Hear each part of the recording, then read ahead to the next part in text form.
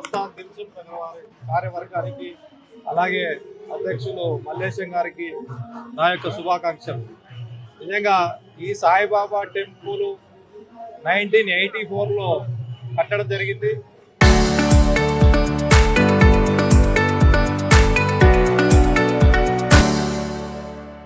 ఈ సాయిబాబా టెంపుల్ ఎలా అయితే దిల్సుఖ్ నగర్లో దినదినాభివృద్ధి చెందిందో దిల్సుఖ్ నగర్ కూడా ఆ విధంగా దినదినాభివృద్ధి చెంది దిల్సుఖ్ నగర్ పేరు దాదాపు మహారాష్ట్రలో కానీ కర్ణాటకలో కానీ సాయిబాబా టెంపుల్ తర్వాత పెద్ద టెంపుల్ ఏదంటే దిల్సుఖ్ నగర్ సాయిబాబా టెంపుల్ అని చెప్పవచ్చు.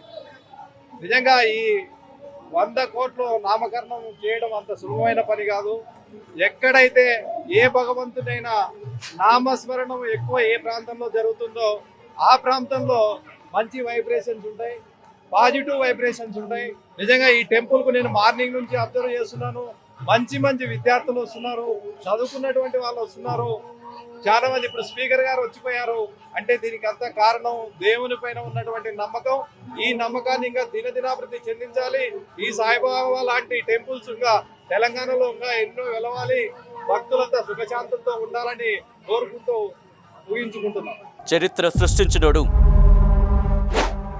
ఇప్పుడు ఆ చరిత్రని తిరగరాయబోతున్నాడు. అబద్ధాల గోడల్ని బద్దలు కొట్టి నిజాలను రాగా మీ ముందుంచబోతున్నాడు. నిజమైన వార్తల కోసం వెంటనే డౌన్లోడ్ చేసుకోండి రా యాప్ని.